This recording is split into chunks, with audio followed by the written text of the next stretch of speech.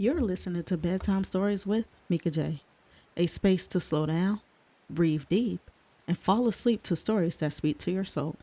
These stories live in the shadows between memory and silence. Tonight's story is called The Stranger's Voice. Get comfortable, dim the lights, and let's begin. Close your eyes. Reese and Renee had built a home full of warmth. Not the kind with just perfect walls or spotless floors, but also the kind where people felt welcome, where the door was always open. And Elise, Renee's sister, was a part of that home. Friday night rituals, pickup games under buzzing gym lights, cookouts that stretched into the night, late night dinners around their table, controllers clicking as Reese passed the second controller to Elise without question. When Elise lost her job, Reese and Renee opened their door wider, made space on the couch, shared their food, their laughter, their life. It felt like family in its truest form. Reese believed nothing could break that. But then, Elise met him. Not in the city, not in the neighborhood, but online. A glowing avatar, a voice pressed through headphones from hundreds of miles away. He was just a stranger at first, but strangers know how to slip in through the cracks, how to whisper doubts where love once lived. And whisper, he did. It's wrong. You can't stand with her.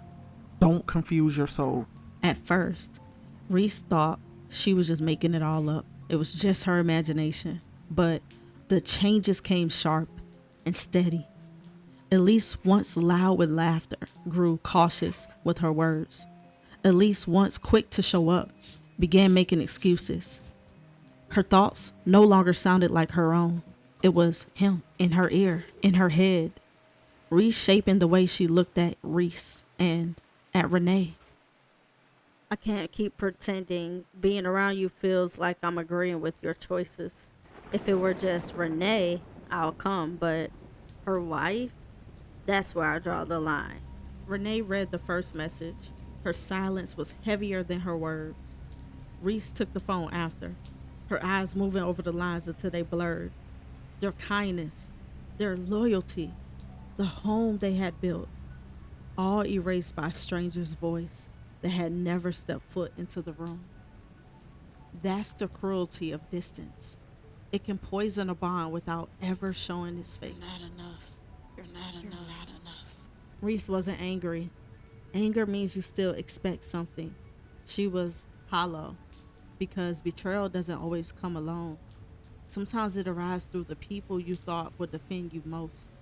That night, Reese and Renee sat at the old court, the same one where family had once gathered.